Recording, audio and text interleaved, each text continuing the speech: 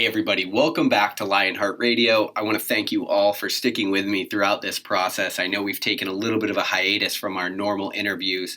For those of you that have been digging the Lionheart Radio sideshow, I also really appreciate your feedback there.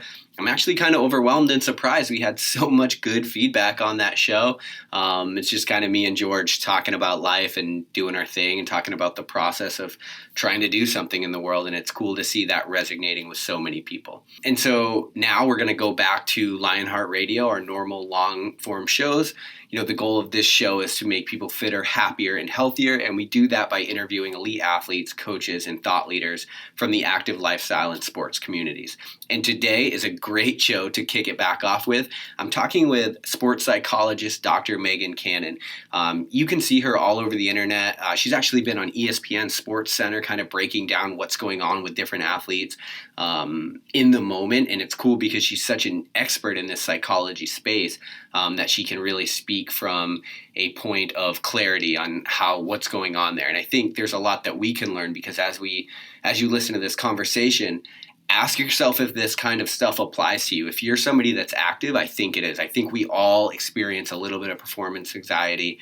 I think that we all experience a little bit of doubt in ourselves. I think we all kind of wrap our identity up in this thing that we do, whatever our outlet, whatever our medium, chosen hobby, passion, sport is. And so I would encourage you to listen to this with an open mind and really think about all the ways that you can apply the stuff that she's saying to your life, because she's definitely a wealth of knowledge in that space. And so from here on out, like I said, every Thursday we'll have the Lionheart Radio show back, and on Mondays we'll try to shoot for the Lionheart Radio sideshow. But without further ado, on to the show.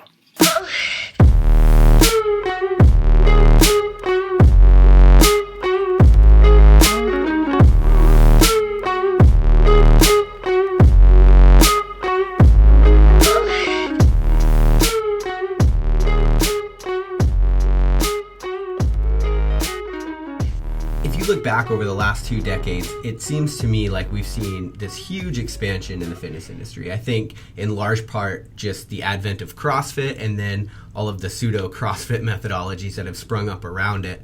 But what it's done is it's created this, like by some estimates, $4 to $5 billion economy.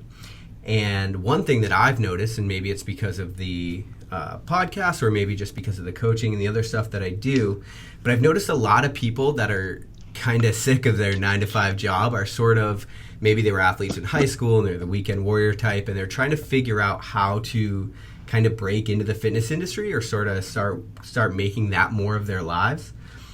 Now, when I look at the fitness industry or when I look at athletics in general, the mindset piece, the psychology of being an athlete is actually a huge piece that gets overlooked quite a bit. I'm curious with you, like, what is it that kind of drove you into that side of things from the beginning? Why did you decide the psychology route to get into the industry? And so for me, I grew up, in the world of athletics. I was a swimmer, I played softball, and then I also danced. So there was that performance piece as well. Psychology, as I went into college, I went in undecided with a thought that maybe that was a direction that I might be interested in. I took a class in high school, but I wasn't committed enough to it to know definitively it was the way to go for me. So in college, the more I learned about it, the more it just seemed to be a good fit. And then with psychology, you pretty much have to take the graduate school route. And so when I went to grad school, I was, I think coincidentally, matched or placed with the sports psychologist that was on staff at the university that I attended down in Fort Lauderdale, which was Nova Southeastern University. And so he and I were able to connect, and it was at that point that I got an initial exposure to sports psychology. However, he had a clinic that you were able to do as an elective clinical rotation. You just were not able to do it until your 4th year, because in his mind it was not to learn basic clinical skills. It was more, this is a specialized area, and it was more training in that rather than some of the basics that you would get in the first 2 rotations that you had. And so I applied to the practicum site and I was accepted. And it was at that time I really saw that it fused two interest areas together. One being just the sport and fitness world. I continued to be really active throughout college and grad school, starting to get into Spartan races and lifting a lot more, dabbling in some CrossFit, as that was around the time it started to become a thing. And so it was, for me, just a really nice fusion of interest areas, pulling in the psychology piece that I had been studying, for the last 8 years, in addition to that component and environment that I had grown up in and continued to partake in as an adult. So it just was a nice mesh and melding that just seemed a good fit for me personally. And it just happened to be at a time where, like you were saying, there's definitely been a push more so in that fitness industry, but even in the world and culture of sports psychology, we're seeing it and hearing about it a lot more in the secular population rather than just in sort of the research and the psychology world, which I think is a really neat evolution to be a part of. Yeah, I think so too. I think what's really cool, like one of the things that I love about sport, it's one of the things I really love about endurance, is it's sort of the lessons that you learn sort of transcend sport, and they are very applicable to everyday life. And what's interesting when you look at performance psychology, I think that there's so much that executive business owners, like all of these people are like kind of hungry for these lessons that it seems like people are learning on the field or on the track or in some kind of arena. Has that been like has that been your experience so far? Oh, absolutely. I think the field of sports psychology and what I'm able to do with the athletes I work with is really awesome because, there's a piece of the individuals that I have the opportunity to work with and the athletes that they want to get better at what they do. And so there really is that performance driven piece. They're already really motivated. They're bought in. But then there's a whole other sect of the population that, they are coming not necessarily to just boost performance, but maybe there is, they're experiencing a significant amount of anxiety. When they're competing, they're getting panic attacks. There's those types of things going on. And so I think I'm able to see a lot of athletes in my office and we're learning different clinical skills. We're learning performance skills that, as you said, it transcends outside of their world of sport. And so I'm getting to reach a lot of athletes and individuals that probably would not ever maybe seek working with a psychologist in any capacity. And so we're able to build those skills and they have that buy-in through their sport, but ultimately it translates to other areas of life. And so it's a really neat, I think, kind of hook for a lot of people that never maybe would do that, but then they're seeing the improvements not only in the area of sport, but then also in other areas of their life, since we don't exist in a vacuum. And so it's been a really neat process just seeing those athletes just having just that growth, internal and external to sport. And the unique thing about sport, whether you're talking about a 12-year-old, a 22-year-old, or a 32-year-old, is it is a pressure cooker a lot of times. And so we're able to see where some areas where maybe skills are a little bit weaker, in what, it's really unique to the sport world that there is that really competitive piece. And it's a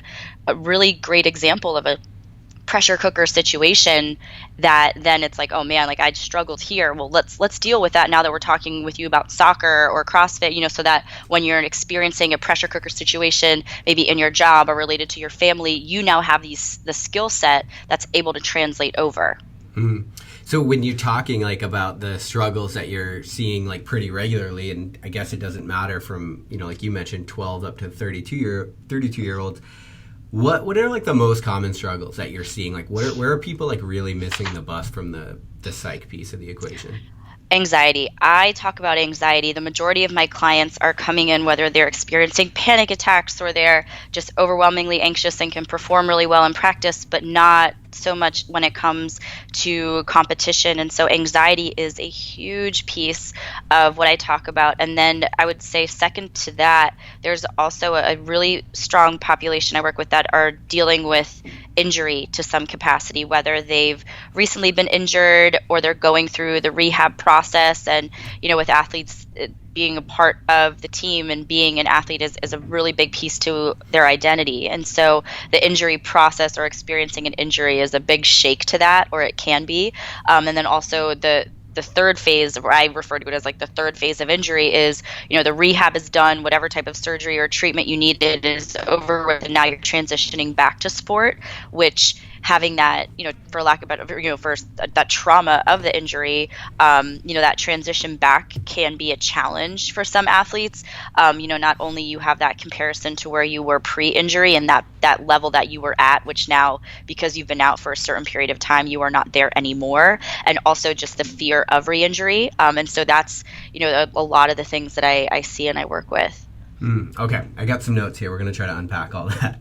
So if we start with, I want to start with the first thing you mentioned, which is like the performance anxiety piece, because I agree with you. I think I see that all the time. One of the things that I tell people often, or I encourage people to do, is actually compete in something for many reasons. Like, I think it's a good motivation piece. But one of the things I really like about competition is rarely a perfect day. You could compete 100 times. This is what I've noticed. I probably have competed 100 times, and maybe one time ever has everything really worked out. The bar felt light. Everything went exactly as I planned it. Like, usually it's like that Mike Tyson quote, everybody's got a plan until they get punched in the face. And I feel like competition is a good punch in the face for whatever it is that you do. It helps prepare you.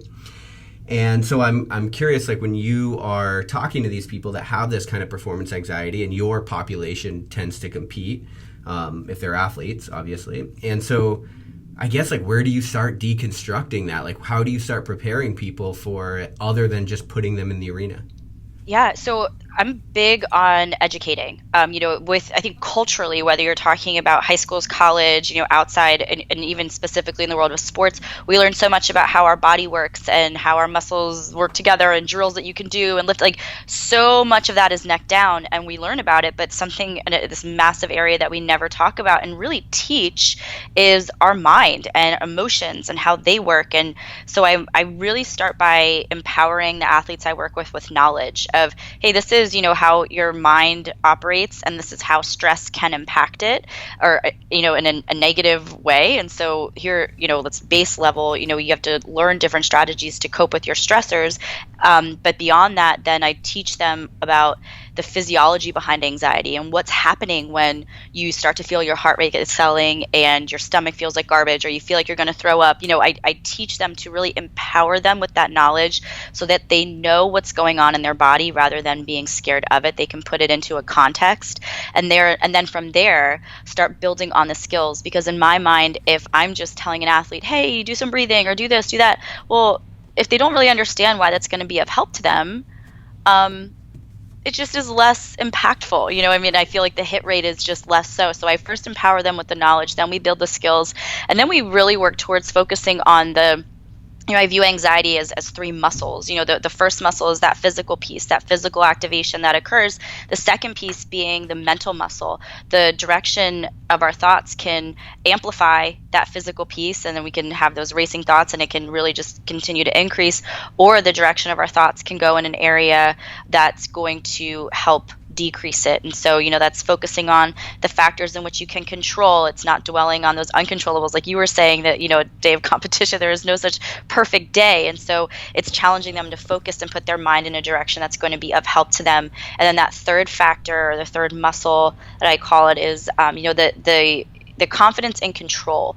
If you are experiencing anxiety and you feel like the moment that those butterflies start to happen and your heart rate starts to excel, and it's like, well, forget it, that's it, day's over, like, I don't know, like, and all of a sudden it's like the anxiety is controlling you, that's, a really scary place, versus reframing that and having positive experiences of managing that anxiety and feeling like what's going on and feeling like you are in control and have control in that situation, where you can't control the situation, but you can at least control your reaction and your mind frame within it.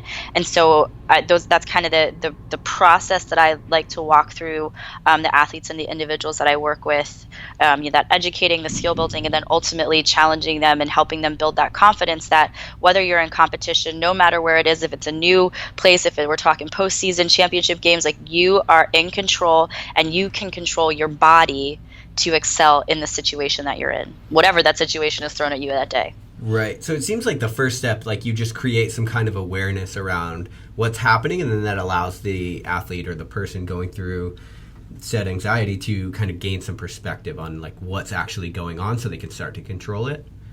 Yes.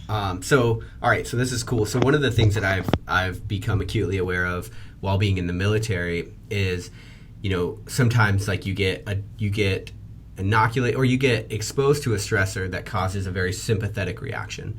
And one of the things that I work on quite a bit are like different breathing protocols to try to get my body somewhat closer to a parasympathetic state so I can make better decisions and I can have better, cognitive ability and control over my faculties. When you're doing this, when people start to go sympathetic like that in an anxiety type situation, what's your kind of go-to other than pointing it out? Exactly what you said, breathing. The only autonomic factor or, system response in our body that we can control as that activation is happening is ultimately our breathing. We can choose to exert control over it. Other times, like right now, as both of us are sitting here, it's just happening naturally. And so if we're able to start controlling that breathing, that is a dead on target in activating that parasympathetic nervous system. And so there's the nice domino effect that then happens where your heart rate starts to decelerate and, that kind of snowballs into it. And so I really focus initially on them taking control of that response and really trying to engage that parasympathetic nervous system. And then beyond that, because, if your body is still continuing to race, your thoughts race as well. But if you start to slow down, you then are able to gain control more so physically, and then also are able to take those thoughts into a direction that's going to be beneficial to you. But it really starts with that slowing of the body, and breathing is the best thing. Do you have a certain go-to breathing exercise that you use? Yeah, so I'll teach them just a pattern for breathing, 4-1-4-1, where they're inhaling through the nose for four very controlled counts of 4, pausing, and then exhaling for a very slow and controlled count of 4 again, and then pausing and repeating it. And so on one hand, if they choose to think of the counting, now although thinking of the physical piece, we're challenging our brain to stay in a direction that's going to be of help to us. And so it kind of hits on that piece as well. And I really encourage that, in the nose breathing, out the mouth breathing, since, we have so many capillaries within our nose that really move that oxygen throughout our body in a really efficient way so it can do what it needs to do. I almost compare it sometimes to a fast pass, like at Disney. If you have to breathe out in your mouth, that's cool too. You're still going to get on the ride. But if you're able to breathe in your nose because there's no allergies or colds going on, it's just going to be a bit of a more efficient way for you to take that control over your body and help slow it down.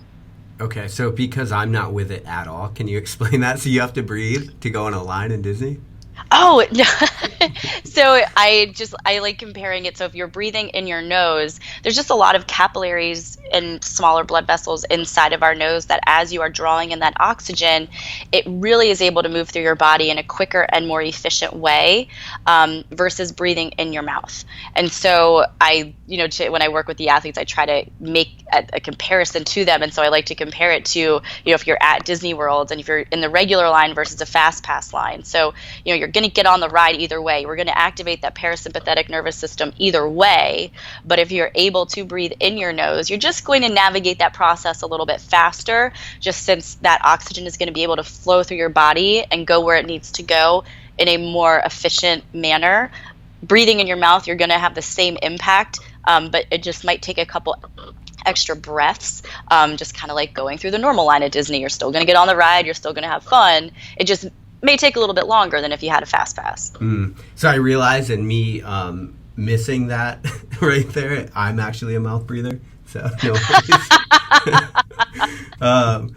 So the second thing that you started talking about was this idea that once we get injured and then kind of trying to figure out how you get back from an injury and what your identity is and or how you become the same athlete or become a better athlete, dealing with the fact that you've been set back.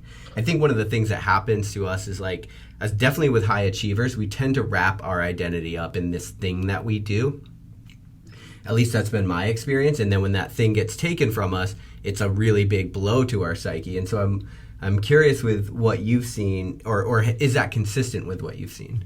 Yes, so often. I mean, the athletes and nowadays, people are specializing so much younger. And so it's, rather than having, maybe when you or I were going growing up and playing sports, it was much more the norm for people to be multi-sport athletes and do all of these things and other activities, where now it's like just so much more specialized training at younger and younger ages. And so you're not only identified as an athlete, but it's like, I'm a soccer player, and not only just a soccer player, I'm a right forward. I mean, it really has just, the culture of sports has changed over time. And so it's a big blow to the identity for a lot of these athletes, like as you were saying. And so it's a challenge to work with them, and something I like doing with them is, I call them the identity bubbles, where I will have them on a piece of paper draw out a bunch of, like, 12 different bubbles, and in one of the bubbles I'll have them write whatever sport that they're doing, and the majority of the athletes I work with, collegiate athletes, and then some high school athletes, student is a kind of another automatic part or another bubble. But then I'll challenge them to identify the different roles and that they play in their lives, whether it's a son, daughter, brother, sister, friend, if they like baking, if they like hiking, if they like looking at the star, what stars are, we can call them astronomers, or if they like traveling. I really challenge them to take time and identify these other roles that we have. And then I talk just about, sometimes because the sport becomes the activity or the bubble that we spend the most time doing, it then overshadows these other things that we have and these other roles that we play that are all really important pieces of our identity. However, that bubble for the sport is ultimately an outlet, where that excellence or that talent and skill is internal and intrinsic to that athlete. That sport is just the vehicle right now that they're choosing to use as an outlet to let the world see the talent and the skill that they have. But there are all these other bubbles and all these other things, and a lot of the athletes, when we do this, it's really cool to watch, and I was doing this with athletes yesterday. I have a really elite level gymnast, and it takes up a lot of her time, and she just sat there and was like, whoa, I didn't think about this. And she, it was a really empowering moment for her, just to see not only is she a gymnast, but she has all these other roles in which she plays in her life along with other people. And then I have had worked with some athletes where a result of whether it's concussions or other injuries, they had to retire from their sport, which is a real big identity shaker. And so, in viewing these bubbles just really right out there, and just talking to them about, this is just a vehicle right now. I mean, you are not, football or CrossFit or gymnastics. That is your vehicle, that you're able to show the world the talent and the skill that you have. That bubble over time may change and evolve and be replaced with something else, but ultimately you intrinsically have that talent and skill and that excellence. Right now you're choosing this, but what are other things that can then be there, whether you transition to working out and doing CrossFit. I've had some athletes that was the direction they chose to go, or do more bodybuilding type stuff, or other ones that got a job and it was the best thing that they ever did, And so I really like being able to show athletes, especially as you get up in those elite levels where it does take a lot of time, that you are more than just that. And I think that's an exercise that I really like doing, just to visually show them right in front of them how much more they have to their identity, since that injury process really, really can shake that foundation for them. Yeah, I think, so I have a couple of things on this. Like, I think one, we started out talking about injury, but even if, something to think about too, because I know a lot of people listen to this consider themselves a CrossFitter because they found this thing that now they're obsessed with, or a runner, or whatever it is. Even if you don't get injured and everything goes right and you win what you're trying to do and you become a champion and your identity is wrapped up in that thing, then, eventually you're not on stage. Like, there's, when you look at your life as a whole, there's a very small percentage of it that you're actually winning that thing or doing that thing. And so you still have to, figure out some way to be with who you are as a human when you're not doing that thing. So, injury aside, if you're listening to this and you're not injured now, it's just something I think worth thinking about, because I think it will increase your overall happiness probably, and contentment with your life. But then I think it makes you a little bit more resilient. So and I would love to hear your thoughts on this, but I think when your identity is more in who you are as a person and not these things you do, if you're the kind of person that wraps your identity in everything that comes along because you're not quite sure who you are, maybe you're going to wrap it up in relationships as well. And if we look at at the whole entire situation, if you're able to be comfortable with who you are, when that relationship ends, like you're just more of a resilient human, because all of these things, like life is just constantly changing. So if you can be the thing that doesn't change in that, it actually makes things a lot more comfortable for you. Oh, absolutely. And then, while you have that, that or stepping back perspective of seeing, you as the individual are you are the good stuff, and those are just the vehicles in which you let it out. Sometimes what can happen is if there is so much emphasis on one certain piece of our identity, whether it's CrossFit, relationships, your job, and all of a sudden that piece isn't going really well, or that's just the primary one, all of a sudden that identity bubble can have more pressure associated with it when you go to do it, because that is you, and so it then has this impact of at times negatively impacting performance, because there is so much pressure, because it's like your identity is wrapped up in that thing. And so it has this, for some, an additive impact for pressure. And so it's a really neat thing, I think, like just taking time to identify the different pieces and different roles that you have as an individual, because it is you as the individual that have that talent, skill, excellence. I call it like the awesome sauce, internally. And it's just coming from you in the outlets in which you choose. Right. And I love that frame of reference. Like the essence is you, and you're just picking a medium for that thing, for your awesome sauce, as you put it, to manifest in the world. And when you talk about pressure, it's like, and just think about that in your life, like you want all these things you do you want to be happy and healthy, and putting pressure on anything, relationship, whatever it is not going to be good for that thing. So you mentioned one of the exercises you mentioned was to create these bubbles, and so that people can figure out, create awareness around the other aspects of their character that they can identify with. Is that sort of, I guess, would that be your best advice for somebody that is listening to this and is maybe thinking like, damn, I don't even know where to begin with this? Because I think, and I've been podcasting on this a lot, but so many of us are living sort of inauthentic lives. We're not quite sure who the hell we are or who we want to be in this world. And so I'm curious, like, what your advice is for people that are listening to this and might fall into that camp and want to begin to start figuring these things out. Yeah, it's one of my favorite exercises, because it really challenges you to do just that. And that's also why I very consciously have 12 bubbles on there rather than just like 4, because you can easily think, of like, oh, I, do CrossFit, and I'm a son, and I'm a brother, and I'm a friend. I mentally had 3. Right? It's like, that's not, it's like, okay, yes, those are 3 of them, but like, let's take some time. And so this exercise, when I do it with athletes, can sometimes literally take them 20, 25 minutes just to think of the bubbles. We think of different hobbies they have, different skills. And so when you really take the time, and I think there's a lot of accountability and power in writing it down and really seeing it in front of you. And so it's, it's just there. And having so many of them, because, when you do sit down and think about it, you may have to get creative with it. But it's a challenge for some, to think of 12 things, but I have yet to ever do this exercise with anyone, and they've never thought of 12.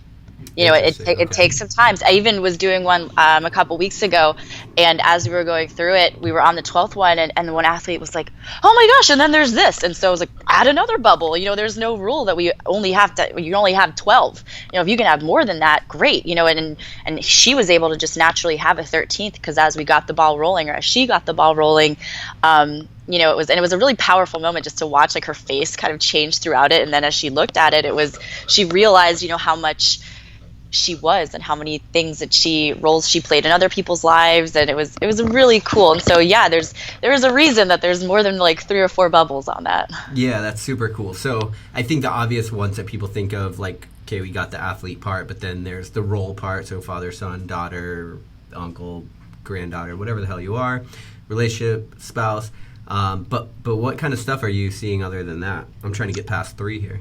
Yeah, and so for some, I'll challenge them to think of their hobbies, and so, Okay. it's like, okay, do you bake? Do you cook? Like, do you enjoy outdoors? Do you enjoy traveling? And so it's like, right, I'm a traveler, I'm a baker, I'm a painter, I'm a musician, and so even if it's these hobbies that you enjoy and have, that is a role that you have. That's something that, again, you are the person with the talent and the awesome sauce, and you're that individual. If that's one of your hobbies, you then are a musician, or you are a painter, and you have those skills. And so sometimes it's looking, or not sometimes, it is, looking into those hobbies and other things that you have, and really identifying that as a, as something that is a part of you and that you do. And even though you may only indulge in that or do it, once a month or infrequently, and not as much as some of the other, kind of bubbles that grow because we spend more time on it, whether that's your career or, athletics, things like that, they're still part of you. And they're things that, another vehicle for you to just, let that talent out into the world. Yeah, it's interesting because we're such an economically driven society, I think, for good reason. But when you meet people, the first thing that they always ask is like, okay, oh, so what do you do? And then it's interesting because if you're like, oh, I'm a snowboarder, they're like, wait, you get paid to snowboard? You're a professional snowboarder? It's like, no, I just really, really fucking love snowboarding. Yeah. But Exactly. so few people define themselves by the things that they love. They feel obligated to define themselves by what they do from 9 to 5, and a lot of times they don't even like that thing. Yeah, no, that's so true. So true. And then clearly, if you're defining yourself by something you don't like, there's some problem in that. I know as well. that you got, there's some other things going on there. Right. But it's definitely, I think, more prevalent than we would imagine. Yes, no, I would completely agree with you. So pre-show, we talked a little bit about what we wanted to cover, and one of the things I wanted to cover is what I've noticed is, and maybe it's because I'm a weirdo and I'm more into like Eastern medicine type stuff, but I've seen this resurgence of mindfulness, and I think what's happening is we have so many inputs now because of technology, because of smartphones, Mm-hmm. because of the world is really loud right now. It Yes. seems like, and I saw that you've spoken on this subject before, so I sort of just wanted to get your input on it. But to me, it seems like there's this calling out for meditation and some of these more like old wisdom Eastern practices to just try to quiet the mind. And I'm interested if that's also what you've noticed in your work. Yes, and that's something I really, really work a lot with the athletes I work with is mindfulness. I was at a training once and I heard this phrase, and it was one of those moments where it was like a total head explosion, like, but, pressure rarely exists in the moment that we're in. It's because our mind is so busy thinking about the next thing, the next thing, the next thing, future, future, future, or dwelling on what happened yesterday, day before, practice before, game before. And so rarely are we actually fully in the moment, but we're experiencing pressure and anxiety and stress, but it's rarely ever actually in the moment that we're in. And so that's where I think that the power of mindfulness is so helpful, because it challenges you to just be in the moment and to be there, present. And so that's, one of the main pillars and factors of it is that awareness of your present moment, thoughts, reactions, feelings. But then the second piece to it, which is so powerful, is accepting whatever that feelings, reactions, thoughts are without judgment. So often there becomes this internal tug of war of like, oh my gosh, I can't believe I'm stressed about this, or what's going to happen next, and I hate that I'm angry with this, and we kind of beat up on ourselves for having uncomfortable feelings or uncomfortable reactions, which are just so natural to the human experience. And so it then is like this second layer of stress that we're adding onto ourselves. And so when we're able to have awareness of what's going on, accept those reactions for what they are, our body is like able to just go, like, okay. It's almost like our brain's trying to throw a little temper tantrum just to get you to like process it and to be aware. And then once you kind of accept that reality and you're aware in that moment, it's able to let it go. And not let it go to, I'm saying like, oh, never think about things and blah, blah, blah. Well, that's not at all what I'm saying. I'm saying let it go in terms of accepting, like, yeah, I am really stressed right now because I have this massive deadline and I'm not sure if I'm going to be able to complete everything I need to at that point in time. Yeah, so I am really, really anxious right now and a little bit nervous, and I'll be really embarrassed if this isn't able to happen. And so there's so much power and strength in having that awareness and accepting in the moment. And when we are able to have that awareness and just accept that that is what we're experiencing, our body is able to really just let it go a lot easier and a lot more successfully. So it's like just acknowledging it so that you're aware of it. You're not letting yourself off the hook or dismissing it, but you're able to maybe deal with it with a more clear head. Yeah, we're accepting it without that judgment, because so often what happens, and I talk about this a lot with the athletes that I do, and part of the reason why I'll do Spartans and Ragnars and things like that is to challenge myself to do this as well, is because if you're in a performance context or even in life, when our thoughts get carried away in the future or about what might happen or about what did happen, now we're adding undue stress onto our present experience, but also taking our focus away from whatever may help us perform in the moment. And so our head is like 50% in the future and 50% on your workout or competition or whatever that thing that might be is in front of you, which if you're only 50% paying attention to the factors that are going to help you perform, well, that's not going to help you perform at your 100%. And so there's that the 1-2 punch really of, let's bring our head back to the moment so we're not adding undue stress onto ourselves, but also being able to pay attention to the factors that are going to help you perform in the now. Yeah, I love this idea that pressure rarely exists in the moment, because I think that's lost on just about everybody. Yes. I mean, it's true. And honestly, when you are in a situation that actual pressure exists, you're probably in some kind of a flow state and dealing with it really efficiently. Yeah, especially if you're paying attention to what's happening in the moment, you're then paying attention to all of the factors and things that are going to help you excel there. And that stressful situation, that game is going to come, that project, that debt, like all of these things that we're stressed about in the future, it's going to come. It's not like it's not going to come. And so just worry about it in the moment when you're able to do something about it, rather than thinking about it for 3.5 weeks of like, oh my gosh, it's going to come anyway, whether you think about it a month and a half in advance or not. Right. So another thing you mentioned is like these adverse experiences are natural to the human experience. So this is something that's like really intriguing to me, because if you look back on your life, the moments you were comfortable, you never fucking remember. Right? So it's like, I think about this because I speak a lot. So I get like these nerves before I speak, which you'd think would stop, but they don't. And what I'm trying to do lately, because I've kind of thought about it in a different context, is like, it's like when you're in cold water, or like I do the ice bath thing a lot, or when you have these nerves from a certain thing, like it's an indication that you're like really alive and you're probably doing something like noteworthy and that you're going to remember for the rest of your life. And so it's always interesting to me that we spend so much of our life avoiding these things when those are like really the indication that we're alive. Oh my goodness, so much so. And when we take it back, our emotions wouldn't exist if they weren't important. Like we think about like evolution over time, right? And so our emotions are actually an evolutionary experience that in terms of like humans and being here, it's helpful. We needed to have fear. We needed to have, like those red flags to prevent us from engaging in something that may have been unsafe. And so, so for over time, and we can get into, how our culture perceives emotions and how, it's kind of less okay for men to have those express and emote versus females. And we're culturally, kind of conditioned that emotions are bad.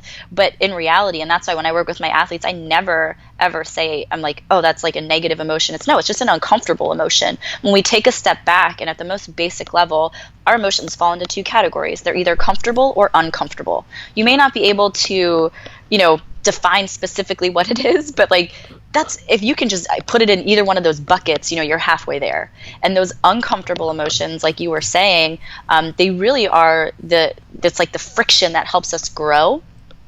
But for whatever reason, we just try to ignore them and stuff them and not admit to them, which then ironically typically make that uncomfortable emotion or those uncomfortable emotions more of an issue going forward for us, and ultimately more uncomfortable emotions, kind of come out of that. And so it's, our emotions are, when we take a step back and really just look at their function, they're really helpful things that help us guide through life. They've just, for whatever reason, really got a bad rap. Yeah, right. Right. And I think I guess we avoid discomfort. Like I wrote an essay about it a while ago, but the idea is like, why the hell are we trying to squeeze all of these moments out of our life? So one of the things you mentioned, though, is from an evolutionary biology perspective, like these were survival mechanisms. Like we had to stay away from that bush so that a lion didn't kill us, and the ones that didn't stay away from it, their family genes are probably not with us anymore. But most of that is biological baggage because now we do have survival on lock. Like we're pretty much good there. Like so, It seems like now it's just a discomfort that you would have to deal with. And one of the things that I've started to notice is, like, and I think you mentioned the difference there. Like it's not pain, it's just discomfort. Like when you experience pain, that's typically like when you have more resistance toward the discomfort. Like that's what I think makes it a lot worse, where when you're just in an uncomfortable situation and you can acknowledge it and you can acknowledge that it's happening to you, it's actually not a painful experience. It's just something you more go through. Yeah, I compare it a lot of times to playing tug of war. If I'm like, no, I don't want to feel this way. No, no, no, no. And you're fighting yourself in that uncomfortable emotion. But if you're just able to drop the rope, be like, yeah, I am really sad right now, or I am really bummed, I am really, really embarrassed, or really, insert uncomfortable emotion here, you then are able to just gain a little bit of power back. And you're able to stop that friction, like you were saying, of just kind of fighting against it. Well, if we just drop the rope completely and it's like, all right, I'm accepting that this rope is here. I don't necessarily love that it's here, and I don't love feeling this way. However, I feel like this right now, and this is the reason why. Our thoughts and feelings and behaviors are so connected. And so if we're able to establish, what am I feeling? And then also, like, what are some of the thoughts that have, that are going on here? Did the feelings start first? Did the thoughts start first? What behaviors am I engaging in that are maybe, continuing to make this feeling there, or that have resulted in this feeling or this train of thought? We're able to understand and really just have this next level of self-awareness that helps us navigate these situations in a more successful way. And it's not saying that life is going to be sunshine, butterflies, and rainbows. Like that's not reality. But if we're able to work with the uncomfortable emotions and understand them better, we're able to work with them a lot more successfully. Yeah, I love that analogy of just dropping the rope, because I think it's applicable in sort of these uncomfortable situations, stage fright, whatever, sports, anxiety. But then I think just in life, a lot of times, like there's a big push to just move on, just get past it, like get through it. And sometimes I think you just got to sit with it and acknowledge it and be like, dude, this fucking sucks. Like this hurts. Like it's okay though. It's okay to hurt. Like you just had a huge breakup, or you just had whatever, and a diagnosis, whatever. Like I think we do ourselves a disservice. We don't maybe learn what we need to from the situation if we just try to push past it all the time. Yeah, I wholeheartedly agree. To circle back to that point you said initially when we kind of got into this topic, is our growth comes from those times of challenge and those times of being uncomfortable. It doesn't come from the sunshine, butterfly, and rainbows times, or at least not significant growth. And so our ability to sit with those emotions and be aware with it, we're going to come out the other end, no matter what the situation is, as a stronger human being. And ultimately, we're then open and receptive to all of the lessons or all of the wisdom that situation and that discomfort is showing us. Do you think that you mentioned the difference between thoughts and feelings and which one comes first? Can you, I guess, like, I'm not super educated in this area, but can you use one to influence the other when you're going through these moments, and do you recommend doing so? Oh, absolutely. Our thoughts, feelings, and behaviors, I'll draw them out in like a little triangle, and they have arrows that go, both ways. Our thoughts impact our feelings impact our thoughts, our feelings impact our behaviors impact our feelings, and sometimes we just are in a crappy mood.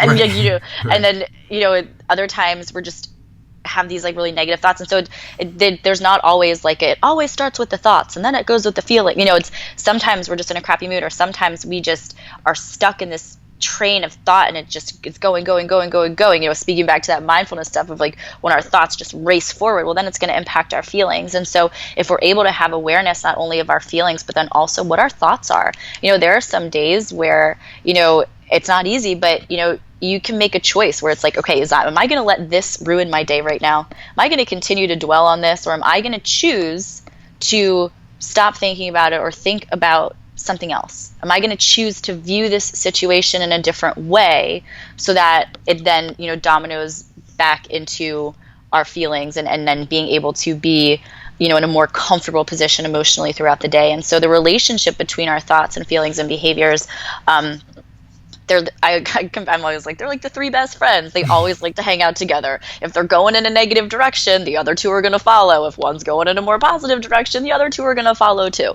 And so they just hang out all the time. And the quality of our thoughts definitely impact our emotions and our behaviors and vice versa. Yeah, that's so true. And I think there's immense power in your ability to choose the perspective that you look at something at. And people oftentimes, I think, feel like they're the victim of these thoughts or feelings. And I think a lot of times that's because they don't feel like they have the power to choose, when in reality that is literally all you have.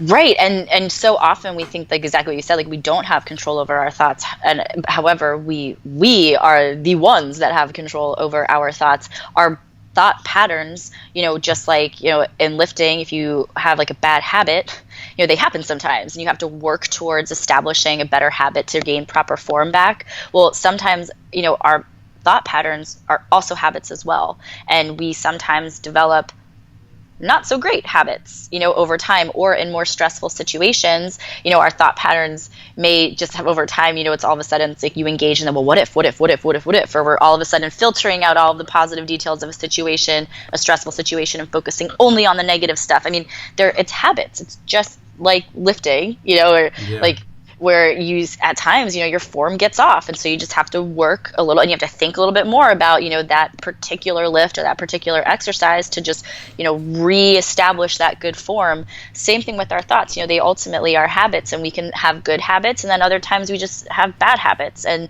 our thought patterns are no exception.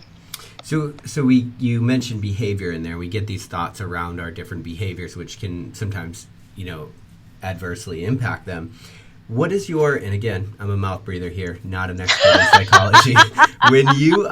What is your idea about using your behavior using your actual physical state to change your feelings and emotions? So, like, maybe you're having one of these days where you feel disconnected, or you're just like, your mind is racing away.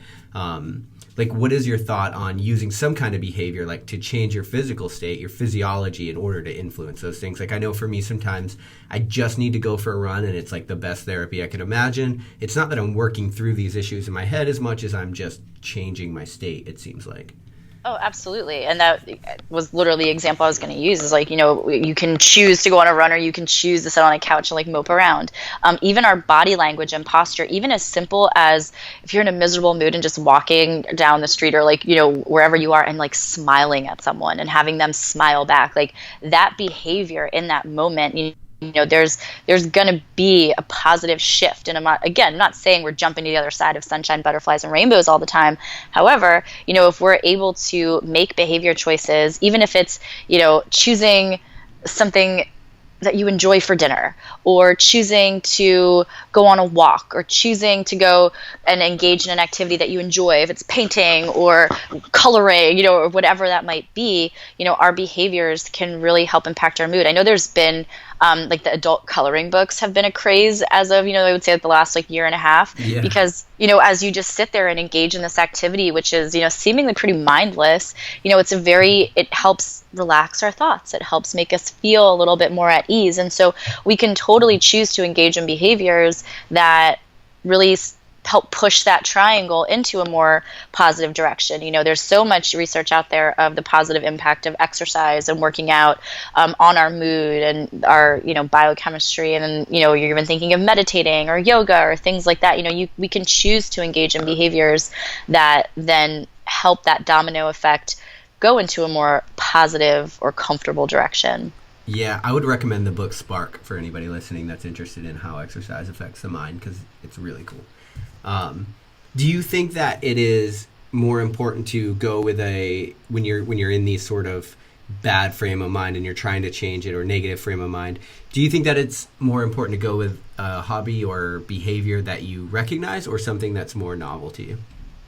I think it depends on the person, Okay. and what they need right at that moment. I think there's a lot of merit in challenging yourself to do something uncomfortable and being in those moments of, sucking at something Right, and, right. and Yeah. trying something new where it's just like the most humbling experience of all time. And then there's also, a lot of power in conquering something new. And, that builds our confidence in a different direction of just like, wow, I'm really good at skiing. I tried snowboarding and that was an awful day. But you know what? I did it. I tried it. And by the end of the day, I was able to do that, And so I think it depends on the person. It depends on the situation. There's never going to be, a blanket statement out there because we are so different. And, depending on where we're at any given moment and how intense our emotions are in one way, shape, or form, sometimes it is engaging in something that is just a simple hobby that you just do all the time and it just brings you joy, and other times it is getting out there and like, all right, I'm going to challenge this new task or tackle this new challenge today, or whatever that might be. And so I think bringing it back to that awareness, it's being aware of what we need.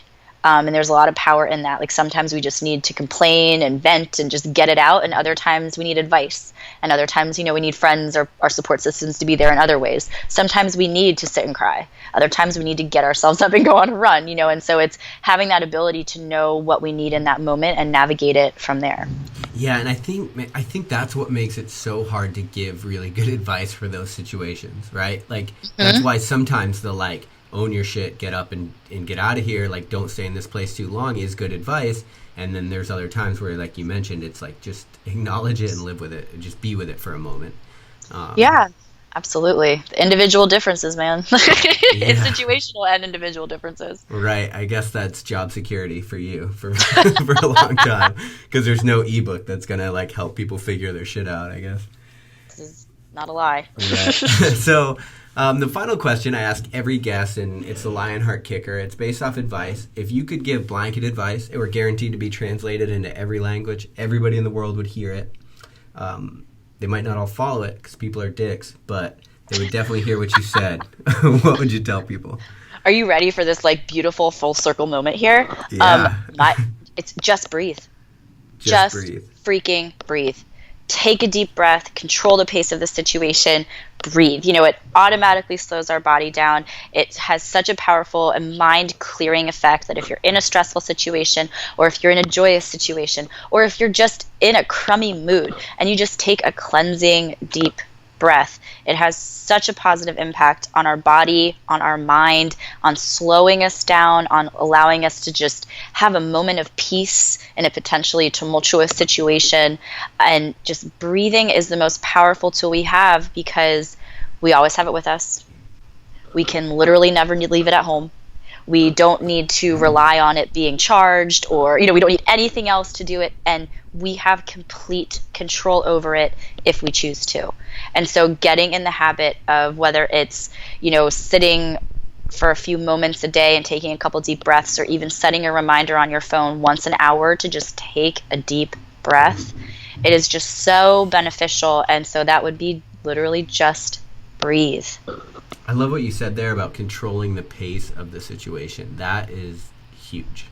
Yes, so frequently, especially when we are in those intense moments and situations, again, full circle, our sympathetic nervous system is just like ramping up and ramping up. And so our body starts to speed up, our thoughts start to speed up. If we, I work with a lot of athletes who, if they make a mistake, like if a pitcher throws a bad pitch and all of a sudden they feel like, okay, I have to like correct the situation right now. I have to just like throw it again. And you speed up, your muscles are tight and your thoughts are faster. When we're able to take a deep breath, we're able to pump the brakes and control the pace of the situation so much more successfully. And our breathing is a really influential piece in our ability to do that. Yeah, I think that's great advice. For people that are listening to this and they want to follow along with you and your journey and support what you're doing, or maybe even learn more from you, where could they do that?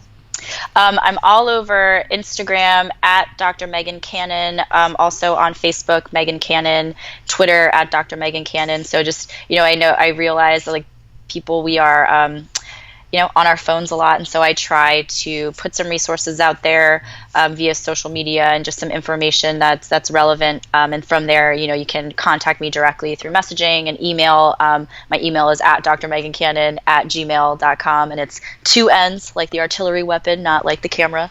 And yeah, so they can follow or message me that way. Pretty much there, as not all the time, because got to take breaks from that stuff and put the screens down. But a good amount, just trying to put resources out there for people, and hopefully be a positive account for people to follow. It's kind of my goal to have that more positive voice out there in a world of social media where it's not always that way. Yeah, I think the world definitely needs it. Megan, thanks for joining me. I really appreciate you taking the time. Absolutely. Thank you so much for having me. Perfect. Thanks, guys. Thanks for listening to Lionheart Radio. I hope that the information from today's show will make you fitter, happier, and healthier. For the show notes of this episode and every episode, head to www.lionheartrad.io. Yep, just like Lionheart Radio. And please, if you have the time, head over to iTunes and give us a 5-star rating. It really helps us to know that we're on the right track and delivering you reliable information and value. As always, feedback is welcomed. If you have any comments on the show or would like to suggest a guest, send me an email at rick@luavive.com. That's LUAVIVE.com. Thanks for your support, and we will see you next time. Bitch, I feel good. Don't I look stupendous? My shine is so endless, and shit you can do to end this. Even when I'm dead, niggas still gon' bump that chip shit. Coke, white, Escalade on cinches for you dipshit. So you won't forget this. Midwest nigga be the coldest. Cleveland.